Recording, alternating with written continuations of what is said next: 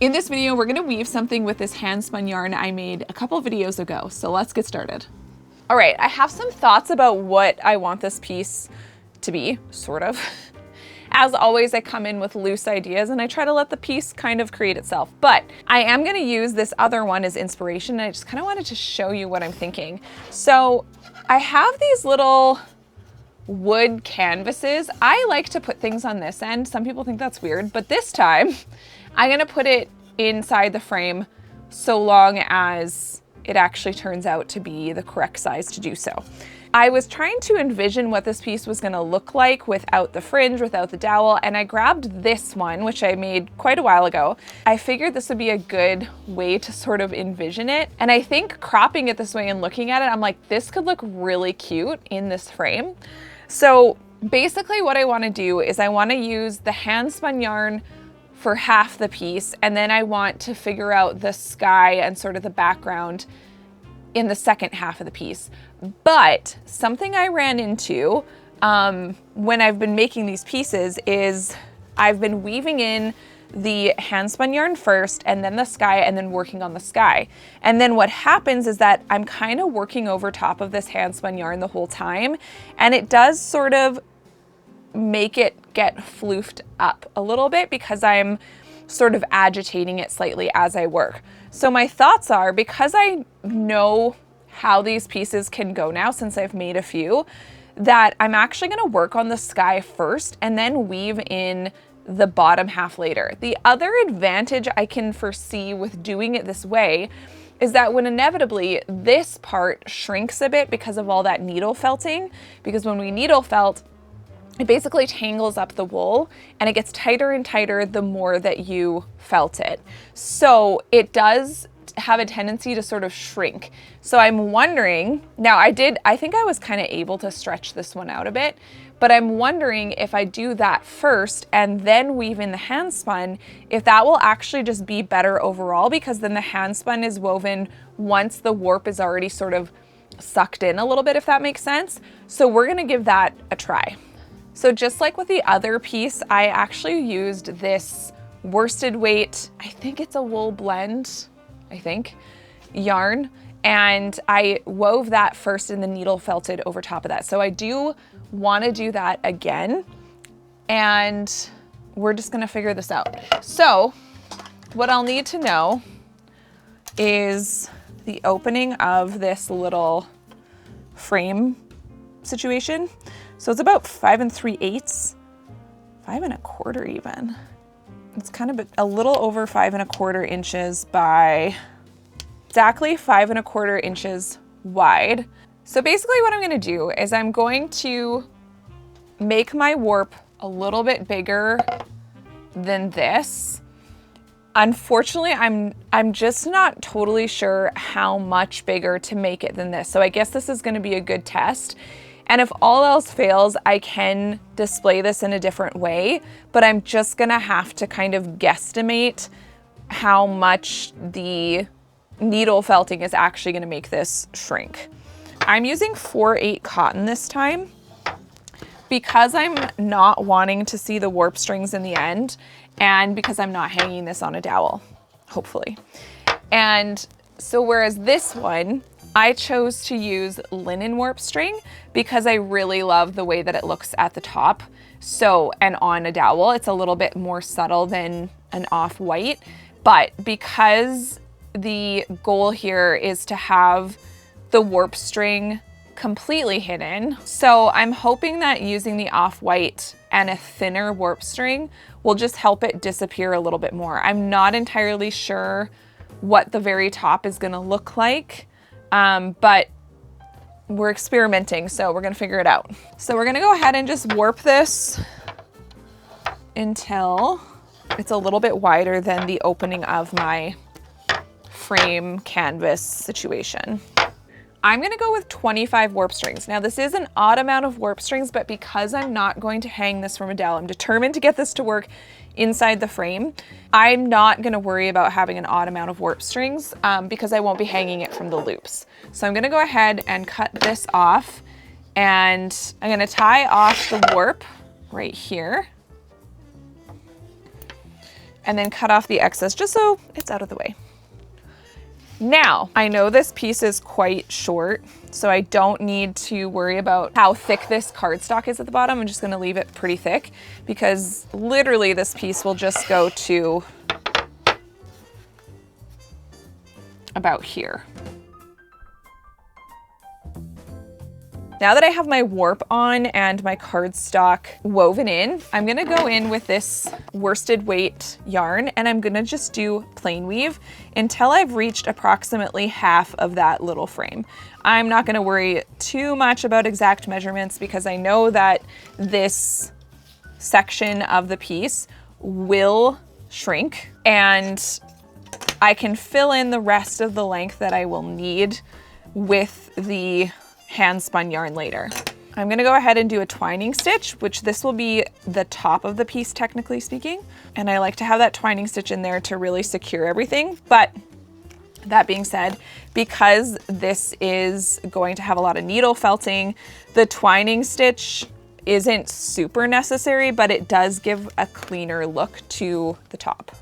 Doing a twining stitch with such a thin yarn on a single warp like this isn't the most secure thing. So in this scenario, and I know sometimes you guys are curious about this, in this scenario, I'm doing this twining stitch purely for decorative purposes because it just looks tidier at the top of the piece than if I was just to have plain weave. And then you would see the warp strings at the very top in kind of a weird way. So that's why I'm doing the twining stitch. Now that I've done the twining stitch, I'm gonna go ahead and weave plain weave until I've reached approximately the halfway point on my frame. Maybe a little bit of extra, again, knowing that things are gonna shrink up a bit.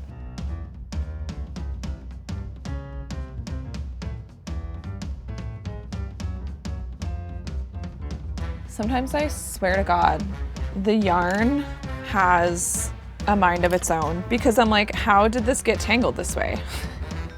Sometimes it feels impossible that it happens, and yet here we are and it still does.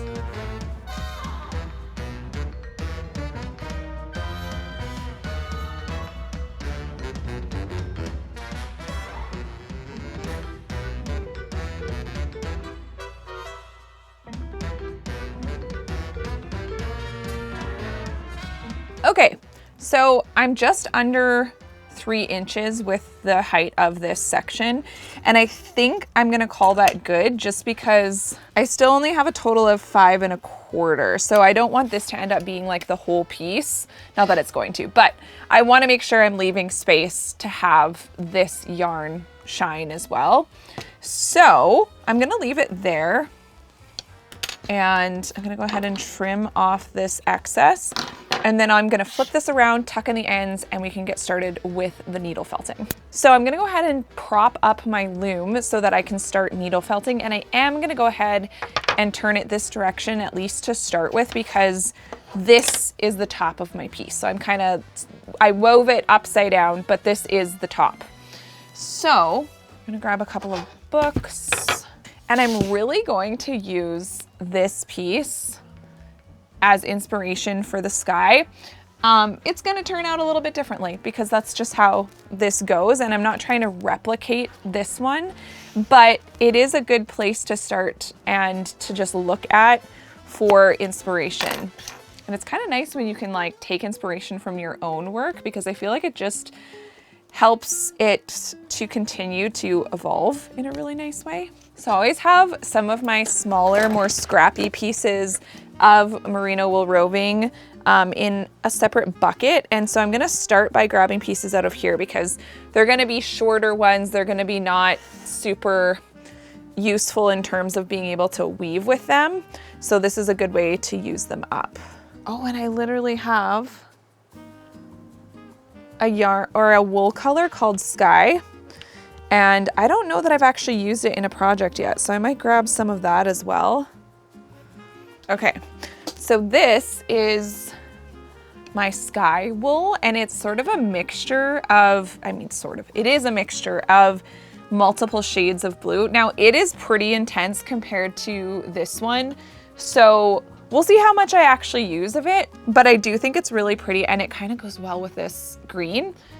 I also want to show you a picture that I took the other day, which is kind of going to be a loose inspiration for this. Very loose, but it just, the green and the blue in it really stands out. So this is it. We got some cows in there. So I can almost like split it kind of like that.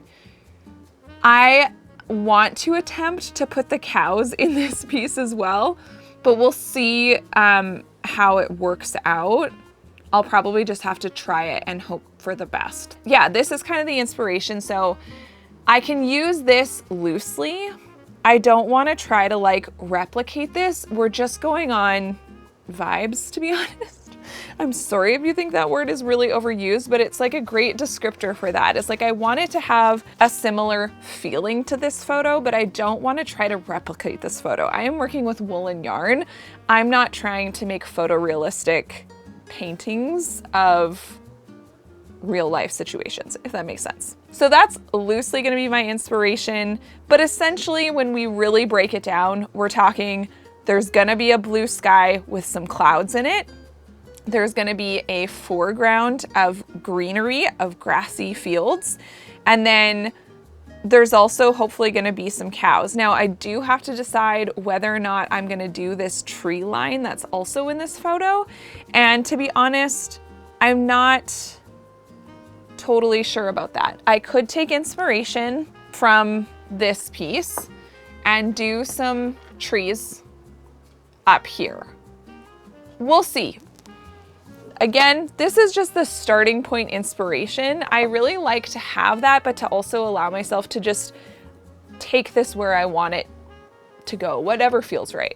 Okay, let's zoom in and cue the needle felting.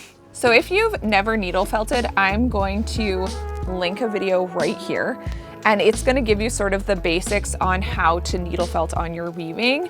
In this video, I'm not gonna be touching on it too much because I have quite a bit, but we do have a whole playlist that is all the projects where I have needle felted on weaving. So check here or in the description box. So I just wanna point this out. I started out, you can kind of see how much smaller this has already become. When I put my measuring tape on here, you can see that we're already, you know, we're moving towards 5 5/8. So it'll keep shrinking up more and more yet. And we want it to. I'm hoping it'll shrink enough, but I just wanted to point that out because I started at down here is 6, you know, and so it's already shrunk up. And this is the part that I've needle felted the most. It's already shrunk up a good 1/4 inch, actually more than that, probably almost 1/2 inch. So I really hope it'll end up the right size, but I'm gonna keep going.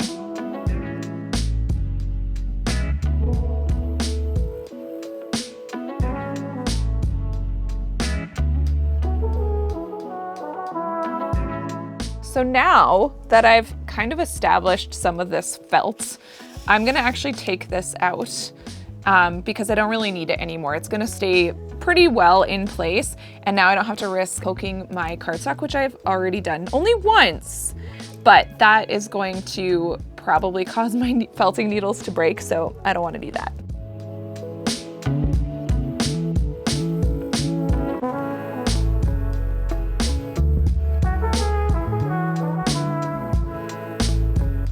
Okay.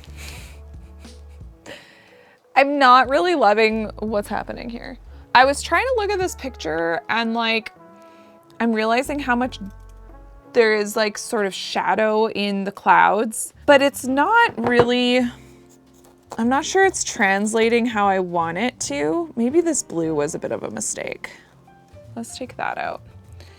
Clouds are really tricky because they're so organic that it's like on one hand, no, the cloud does not have to look like a perfect cloud shape because in real life, that's just not really what most clouds look like. Like, yes, every once in a while you'll get that hilariously perfect, you know, like a kid's drawing looking cloud. But in general, I feel like that's not really how they look. So I'm trying to figure out how to add that depth and dimension and still make it feel like a cloud. Whereas like this one, I did in a bit of a different way. So in this one, I started with the white and then added the dark in between. And this one I'm trying to like, just do something a little bit different. It's one of those things where I think I have to just keep kind of adding to it before it'll start to look like something. I'm also wondering if that grayish color, this one is a little bit on the dark side, but of course I can kind of counteract that by adding a little bit of white on top of that. So I think I'll probably just keep going with this and just see where it kind of ends up. I feel like the last time I did clouds, I wasn't really focused too much on the different shadings. So this time I paid a little bit more attention to that. Once I had those clouds figured out, I started adding a bit of a tree line. So I took really little pieces of multiple colors of green wool and did these trees in sort of a vertical way instead of horizontal, because obviously that's how trees grow. So I wanted to make sure that those lines mimicked a tree line. So I used a bunch of different green. I even added a little bit of brown in there. And then once I had this tree line established, it was time to start weaving with a hand spun yarn. I'm weaving this in over 2 under 2. However, you know that we have an odd amount of strings. So near one end, I just picked up only 1 string instead of 2. But then on the very end, I went with 2 just so that the edges were even on both sides. Once I had that woven in, I flipped things over and I tucked in all of those ends just so that they're all hidden, they're all inside now. And then I flipped it back over and I started needle felting a little bit more. I sort of added to that tree line, and I did do this in a more horizontal way just to kind of represent sort of just a line of the ground. All right, now that I have all of this kind of done, I'm not gonna lie, it's hard not to look at the clouds and want to add more, but I don't think it's fully necessary, if that makes sense. But I want to add at least a few cows to this piece. So I started needle felting a little bit of green right here. And the reason I did that is because I figured needle felting a very detailed little cow is going to be a lot easier on a flattened felted surface versus this very textured yarn. So I'm kind of creating myself a mini felt canvas right out here for my cow. So we're just gonna go for it. I'm gonna focus on, I think, this cow, just because some of them, like there's 2 here, so it's a little bit confusing.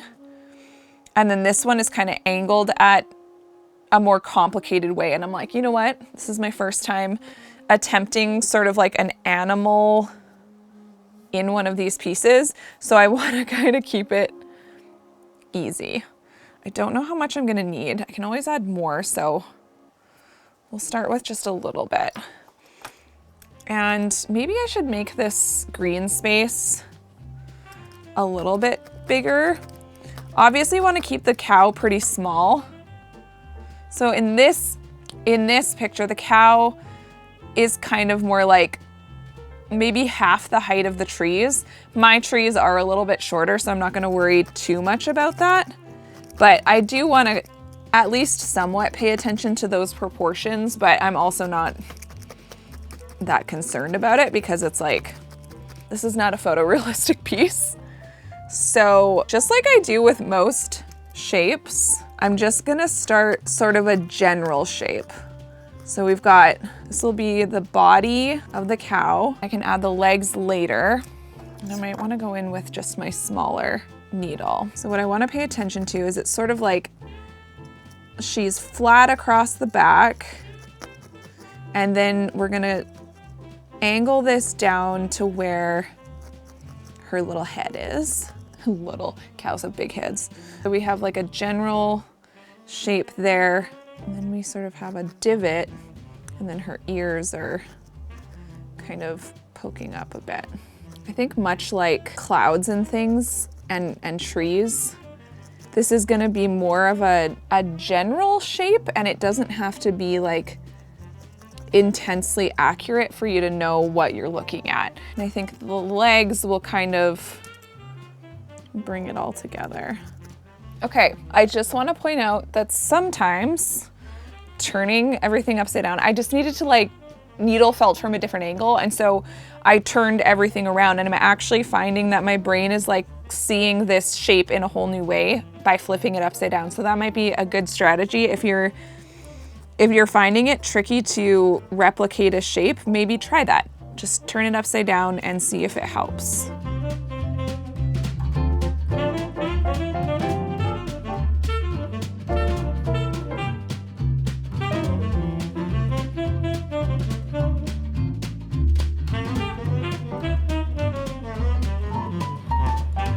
I think I have to take a break though, because I think I'm just gonna get frustrated if I keep trying to analyze this. So I'm gonna take a break and then we'll see what I think probably tomorrow. You know, sometimes the smallest pieces are actually the most challenging, but I just can't put my finger on it. The other thing is, like, do we just slap another little house on this? Like, is it just that the cow is too much of a, like, if this is supposed to be the focal point, it's not really giving focal point? Because I could put like a little house over here. Why don't we just try it? Just loosely, I'm not gonna commit to it. I do think a house would help.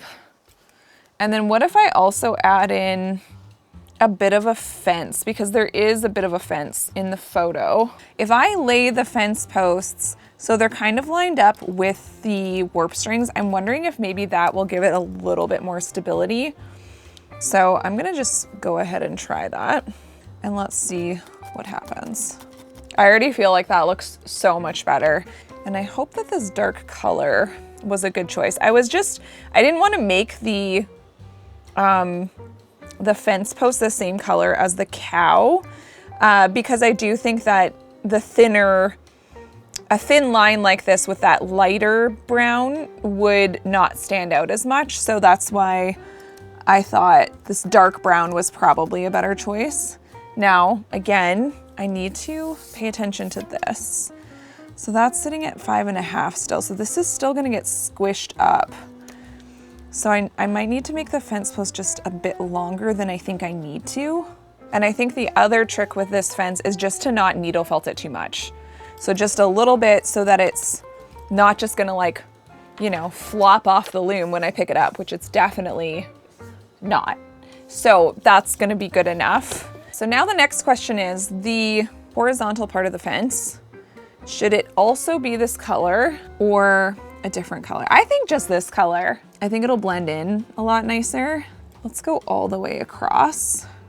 And I'm just gonna start it lightly, just so that I make sure that I do indeed like this detail. But I think I will. I think it kind of needs some of these additional details. I think what I'm realizing, for instance, if I wanted to just make this piece with just the cow and the cow is the focal point, I think the cow would have needed to be larger and more detailed. But since I was like struggling with getting all the detail in such a small, like, how big is this cow? So it's only like just over an inch long and like maybe half an inch tall. So like, it's very small. And so I don't know why it can seem like smaller projects will be easier, but that's not always the case, because sometimes when you have those littler details, that's actually what's more challenging. And if I had just made it the whole thing a little bit bigger, it may have been easier. So just something to keep in mind, especially as you're learning to needle felt, that doing things a little bit on a bigger scale is definitely easier. So we have a fence. I think that it's coming together. Really liking the little fence. Now I think I'm gonna go ahead and do the little house, and then I'm gonna revisit the cow just to see if there's any other details that I wanna add in. I think especially with pieces like this, it can be really difficult to allow yourself to be done, because it feels like you can always add more. I have to believe that painters often feel that way as well, where you just feel like, oh, but I could add a little bit more here and a little bit more there. And you could kind of do that for a very long time. So I do think that there's something to be said about being like, you know what? If I just like close my eyes and look at it again, hold it out, and maybe even take a picture of it. Sometimes those things can just help you be like, no, it looks good. Also, totally unrelated note, but let me know in the comments below, do you have a favorite crafting chair? Because if you do, I want to know about it in the comments below, because my chair is okay. This is just like a really cheap one, and I would like a more comfortable one, but I don't know what that is. So are those cross-legged chairs comfortable? Anyway, you let me know. Thank you.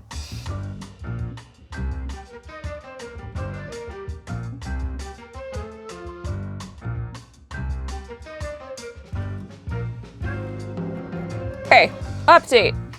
The cow is looking slightly more cowish. I think I'm pretty happy. I think the ticket was going in with this single felting needle and really trying to look at the outline compared to my photo. So I guess that's a good tip, is to just like have your reference and just really try to create the same line, which is like, it's obvious, but it's difficult. So that's kind of just all I did, is I just really went back and tried to take it slowly.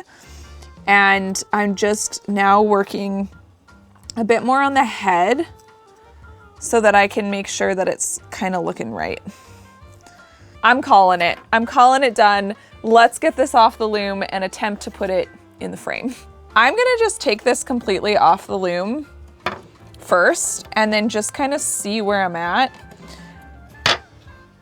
Okay, so the next part of this is gonna be, how do we hide the warp strings? Should I have thought of this ahead of time? Perhaps, but I did not. We're just gonna try to make it work. I think I'm gonna knot these, and then I'm gonna cut off the excess of all the strings so that it'll fit in here a bit better, and then I'm going to glue it all down. So let me go ahead and do that, and then we'll look at the finished piece.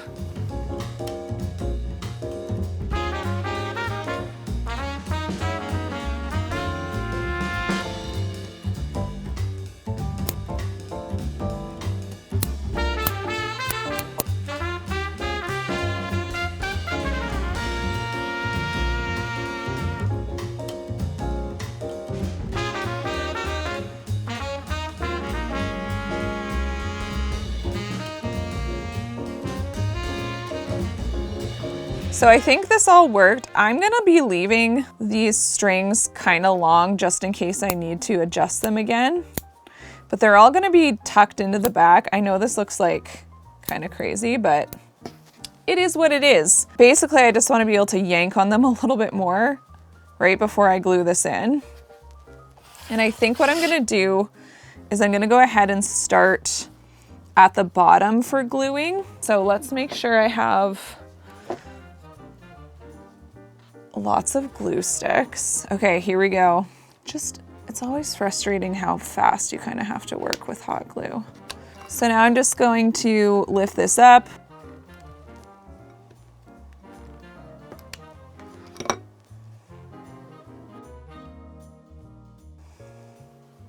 The last bit is gonna be the hardest part, I think. I'm just gonna let my hot glue gun heat up a little more. I'm like, my heart rate is up.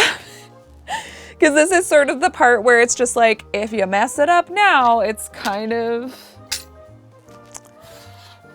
too late.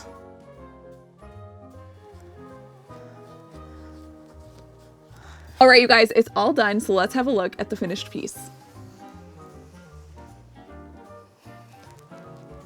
Okay, in the end, I'm so happy with how this turned out, but I would definitely recommend making it a little bit bigger if you want to do the cow details. If you enjoyed this video, check out this one next.